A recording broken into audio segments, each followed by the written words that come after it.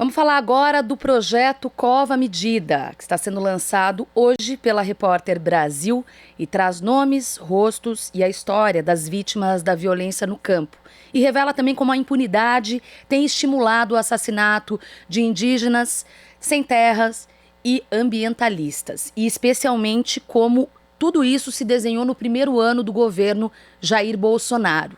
A partir das 11 horas da manhã, a plataforma do projeto estará no ar, mas já falei demais, quero chamar aqui minha convidada, Joana Soares, repórter investigativa independente, jornalista da área de direitos humanos, colaboradora da ONG Repórter Brasil e pernambucana mineira. Como vai, Joana? Muito bom falar contigo por aqui, mana. Como vai? Pois é, tudo bem, Tetê? Tudo certo, tudo certo. Bom, eu fiz uma breve apresentação, mas obviamente você vai nos explicar melhor como se deu esse projeto. Mas antes, eu vou chamar o vídeo de apresentação do projeto para o pessoal da TVT e Rádio Brasil entender um pouco melhor. E aí a gente começa a nossa conversa. Roda o vídeo, por favor. Quando cheguei lá, eu vi a pior cena que o ser humano pode ver.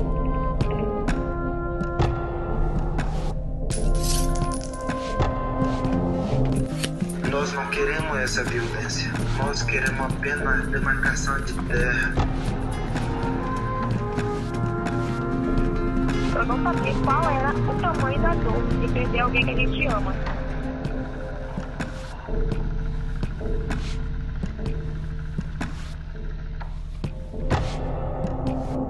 A pequenininha vai dormir e ela fala: mãe, cadê o meu papaizinho? E eu digo: ele foi para o céu. Dói demais. Uau! Joana, ontem, quando eu recebi esse vídeo, né, pra gente, eu soube primeiro com muita alegria que eu ia poder falar sobre isso aqui na Rádio Brasil Atual, e eu me arrepiei, porque é algo tão antigo, o problema da terra, a violência no campo, e como é importante esse projeto todo que você está integrando e que a Repórter Brasil está colocando no ar. Mas para a gente começar, queria saber sobre como foi esse processo de apuração, a seleção das histórias. Eu sei que geralmente a gente tem base com relação a conflito rural, né, a essa questão da luta por terra da CPT, que faz, a Comissão Pastoral da Terra, que faz esse monitoramento, mas vocês foram além, né? Como que conta um pouco pra gente como foi esse processo da seleção das histórias, da apuração e o que estava em jogo, o que está em jogo, melhor dizendo, no projeto. Então, obrigada, Tetê, antes de mais nada, bom dia a todo mundo aí, muito obrigada pela oportunidade, né, de divulgar o projeto, porque realmente a gente estava numa expectativa muito grande, porque foram muitos meses de trabalho, envolveu muita gente, né, e é um resultado, assim, às 11 horas vocês vão ver, mas o resultado está incrível em termos de impacto, de cuidado no trabalho mesmo, do que a Repórter Brasil, como sempre vem conseguindo fazer nesse país, né, de grandes reportagens com denúncias, com impacto, e essa foi baseada, como você falou, no relatório da Comissão da Pastoral da Terra, que faz esse relatório anual das mortes no campo, e no ano passado a Repórter Brasil decidiu investigar cada uma dessas mortes. Então, por isso que a equipe são mais de 20 pessoas, entre repórteres, editores, e eu fui uma das repórteres, eu investiguei 3 assassinatos. No total foram 31 assassinatos em 2019, que foi o primeiro ano do governo Bolsonaro, e o que choca mais é porque todos eles ficaram impunes. Apenas um teve conclusão do inquérito pela polícia, mas ainda assim a família questiona esse inquérito, e aí depois eu explico mais sobre isso, porque foi até o caso que eu investiguei. Então a gente investigou a fundo, assim, de ouvir familiares, de saber o andamento das investigações, em que pé que estava, de ouvir pessoas envolvidas desses 31 assassinatos no campo, que envolvem sem terras, indígenas e ambientalistas. Certo. Joana, então eu queria que você detalhasse um pouco esses 3 casos, né? Sobretudo esse que você mencionou, que teve uma conclusão, mas até uma conclusão que não traz reparação, que não traz conforto, né, para quem fica.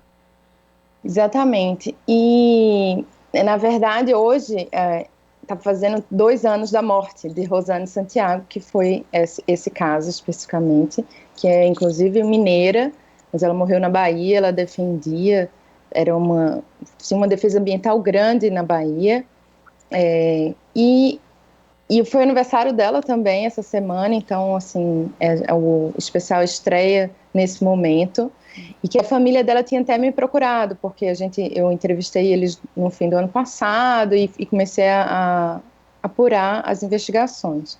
E agora, em janeiro, a família dela até tinha me procurado dizendo isso, assim, que eles queriam, como estava perto dos 2 anos, aí gera todo esse sentimento na família, né, de luto, de revolta, porque a mãe deles não teve a justiça que eles acreditavam que deveria ser feita. O caso foi concluído pela Polícia da Bahia como latrocínio. Nossa. Mas Rosane morava numa casa simples, ela estava só com celular e computador de valor, e ainda assim o computador nem foi roubado, foi só um celular.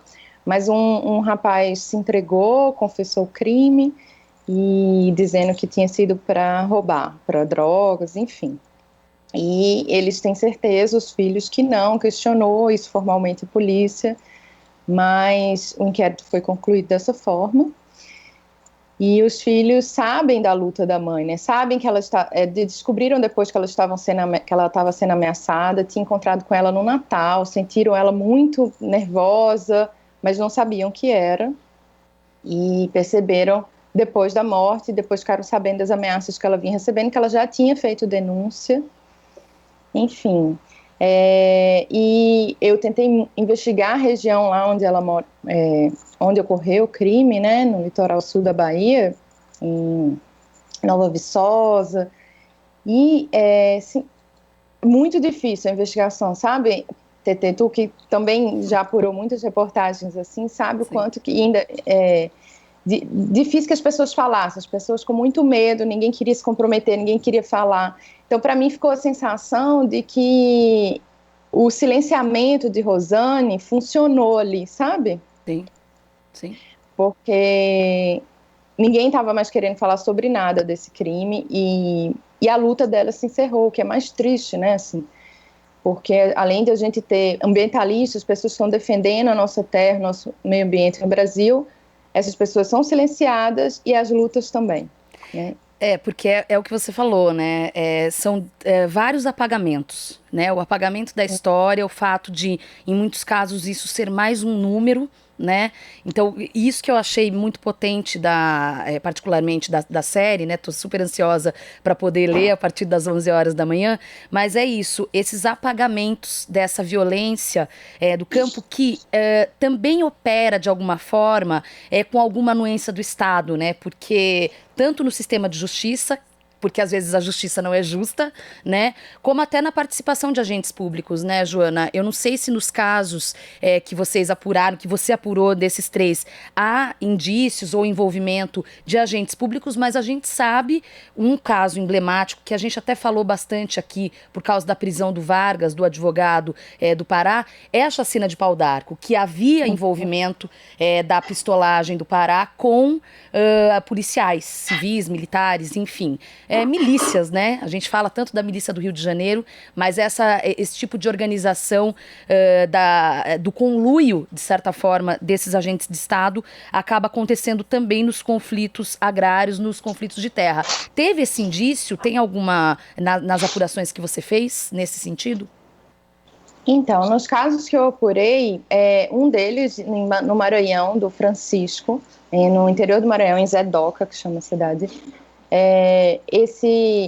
O Francisco, ele era envolvido muito com política também. Ele era do PSOL, do PCdoB, então ele denunciava muito políticos da região, prefeitura e outras pessoas. Então, a irmã dele, com quem eu conversei, o caso dele não tem nada de investigação, nada.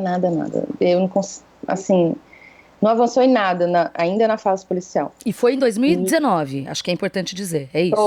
Todos os casos em 2019, exatamente. Nossa. E nosso levantamento é atualizado até o dia 20 de janeiro aqui desse ano. Tá, entendi. E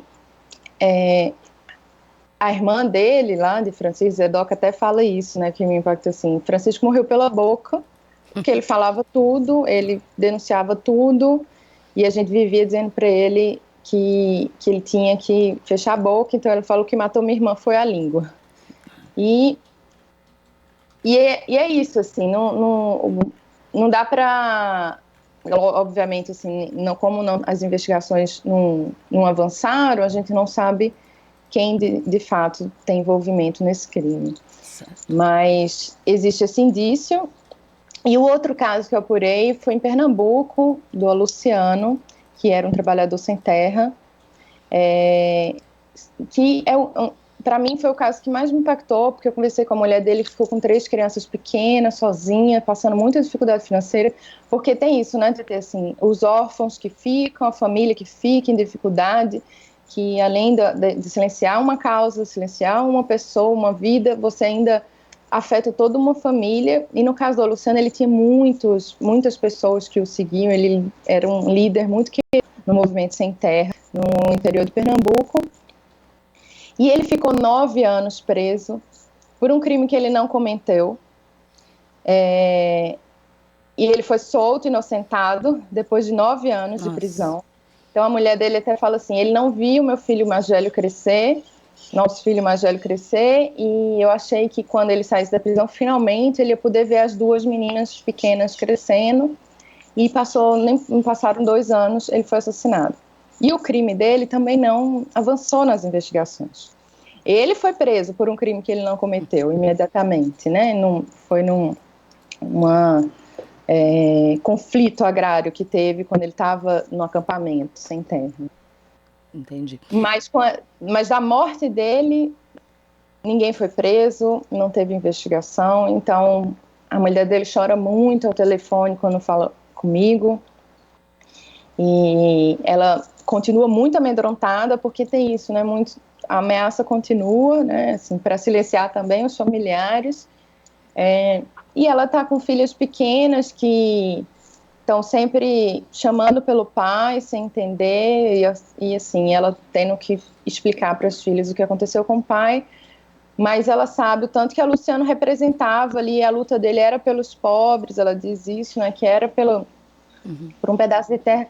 Enfim, a gente sabe que todos esses conflitos no campo são gerados por interesses, quem comete os crimes tem interesse na terra e no desmatamento, né, na devastação ambiental, que é uma coisa que ficou ainda mais impune agora, né? A gente sabe que esse material da Repórter Brasil, assim, enquanto jornalista, a gente sabe da nossa responsabilidade em denunciar isso, Exato. e investigar isso. Foi um momento muito importante da Repórter Brasil ter feito isso, porque, ao menos, aqui não vai ser silenciado, né? De alguma forma, a gente vai dar luz a esses casos, assim, porque a gente em qualquer outro momento que a gente já passou, né? Aliás, sobre isso, eu queria saber, na sua visão, porque eu tenho a percepção de que realmente houve um agravamento. Como eu disse, a história do conflito, da violência no campo, ela não é de hoje, ela é antiga, acaba estando mais concentrada em algumas regiões do país, é óbvio, mas ela é antiga. Porém, há a percepção de uma piora por causa do discurso da extrema-direita, especialmente depois que Jair Bolsonaro ascende ao poder. E aí eu queria saber se também, quando vocês se debruçaram nessa investigação, vocês também sentiram isso, tanto do ponto de vista numérico, né, com relação a esses relatórios anuais da Comissão Pastoral da Terra, quanto até por esse medo, essa coisa da ameaça que você muito bem mencionou, né, nos territórios. Sim, assim, e muito mais pela falta de esperança também, sabe, assim, tipo, anos se passam e eu acho que não se tem essa expectativa, assim, de que isso melhore, de que as resoluções do caso tenham algum efeito nessa realidade dos assassinatos no campo. E, na verdade, a região amazônica é a mais afetada, e a gente vem sentindo isso em outros aspectos, né? Inclusive ambiental, agora, né, com a Covid, assim, que é assustador. Então, não é uma coisa concentrada em crimes só em crimes de homicídio, a gente tem crime ambiental, tem crime de democracia, tem todos, né, assim. A gente está vivendo um momento muito difícil, principalmente para os ativistas ambientais, para quem está na linha de frente, na luta pela terra. E a Repórter Brasil vem há muitos anos investigando isso, recentemente até também foi ameaçada, né, para pagamento de matérias, então é muito louco o que a gente vem vivendo, até nós jornalistas precisando nos proteger extremamente, a gente também sabe dos riscos que quem está denunciando esses casos corre, então, e a Repórter Brasil nunca vai deixar de fazer isso, né, eles sempre deixam isso muito claro, porque estão há mais de 20 anos, né, fazendo isso. Então, eu acho que é uma forma da gente pensar em como que, olhando para cada caso, aprofundando em cada caso, porque eu acho que quando a gente foca muito em números, a gente esquece da profundidade de cada caso. E eu não falo só na vida ali por trás, na família, eu falo em como que aconteceu, né? As entrelinhas do que aconteceu ali, o que ficou, os buracos que ficaram. Então, assim, nesses 3 casos que eu apurei, eu fiquei bem impactada no ano passado, assim, sentindo o quanto é difícil a apuração, né? Assim, quanto mais a resolução do caso. Isso, né? Isso eu queria saber, das dificuldades de apuração, até porque a gente viveu a pandemia, né, e algumas restrições, inclusive, de ir a campo. E sabemos, eu e você, o quanto é difícil apurar as coisas à distância e fazer esse convencimento. Queria que você contasse pra gente desses, quais foram ou qual foi a maior dificuldade, enfim, nesses 3 casos que você se debruçou. Isso, assim, é um pesar muito grande que a gente tem como jornalista de não conseguir sempre estar na rua, porque matéria a gente faz na rua, né? Então, não existe comparação, assim. E a gente estava apurando isso, começou a apurar isso em julho, agosto, então a gente continua no auge da pandemia, mas ali em julho e agosto mais amedrontados ainda com todas as mortes. E aí, sempre as apurações foram principalmente por telefone, né? Então, tentando esses contatos, via muita pesquisa, e aí você conversa com 5 contatos para chegar no contato que realmente vai te dar alguma informação, né? Você vai fuçando na internet, nas redes sociais para tentar descobrir e cobrando resposta dos órgãos oficiais, esperando meses por resposta, muitos não me responderam, tive muita dificuldade em ter resposta dos órgãos oficiais. E conversando com essas pessoas, tentando conversar aqui, né, virtualmente, por Skype, com os familiares ou por telefone. E ainda assim, a emoção vinha à tona, no choro, na voz, na troca de olhar, e você fica até querendo, né, acolher aquela pessoa naquela dor, que é relembrar esses casos. Na verdade, nunca esqueceram, né? Sim. E foram muitos repórteres envolvidos, e a gente tem 2 grandes reportagens também que o especial vai ter, além do aprofundamento nos 31 assassinatos desses indígenas, trabalhadores sem terras e ambientalistas. Joana, eu queria saber, a hora que você comentou sobre a família de um dos casos, né, que procurava você, que contou, que chorou, né, da mulher que ficou com os filhos, né, mas queria saber pessoalmente, como que você sai desse processo de trabalho? Como toda reportagem que a gente faz, quem está atuando com direitos humanos sabe disso, assim, que toda reportagem envolve muito sofrimento, a maioria delas, mas eu acho que é um sofrimento misturado com luta ali, com construção, com vontade de fazer alguma mudança, nem que seja nesse acolhimento dos familiares, que de ver em algum lugar isso tratado com cuidado, né? Que é essa representação que o jornalismo consegue fazer através da publicação de reportagem, e esse material multimídia foi cuidado com muito carinho, assim mesmo, um trabalho intenso de meses, inclusive, para como apresentá-lo da melhor forma possível, que as pessoas tenham interesses e têm interesse em ler, em ouvir, porque pode ter podcast também. E a mulher do Luciano, de verdade, eu queria estar perto dela quando eu entrevistei para abraçá-la, assim, porque foi muito difícil estar longe, conversar com ela de longe. Ela está passando realmente por uma situação complicada financeira. A filha, e aí dando um spoiler também da matéria, a filha dela, a filha pequenininha, dorme ainda hoje cheirando a camisa do pai. E ele teve pouco tempo para estar com a família. O que mais me choca é porque ele é vítima várias vezes, né? São sobreposições, né? Brasileiro. São sobreposições de violência. É vítima quando ele precisa estar lutando por um pedaço de terra. É vítima quando ele é preso injustamente por anos, né? 9 anos preso, até ser concluído que ele era inocente. E é vítima quando ele é morto, e é vítima quando a justiça não é feita. Então, o Estado brasileiro tem errado muito com essas pessoas, né? Sim, sim. E, bom, para a gente ir caminhando para o fim, queria saber do endereço online, né, da plataforma, se você, enfim, puder passar aqui para a gente, para eu relembrar também no final e colocar nas nossas redes. E você mencionou em algum momento sobre a dificuldade, e eu sei como dos órgãos públicos responderem, né, a esses questionamentos. E o papel do jornalismo, fundamentalmente, também é esse. Além de ter um respeito pelas histórias que são contadas, e a Repórter Brasil faz isso com maestria há 2 décadas, mas, para além disso, tem também a parte da cobrança, né? Vocês têm alguma expectativa com relação ao impacto desse projeto com relação a alguma mobilização pelo governo, ou diante dos fatos existe mais uma desesperança? Como que a equipe vê isso?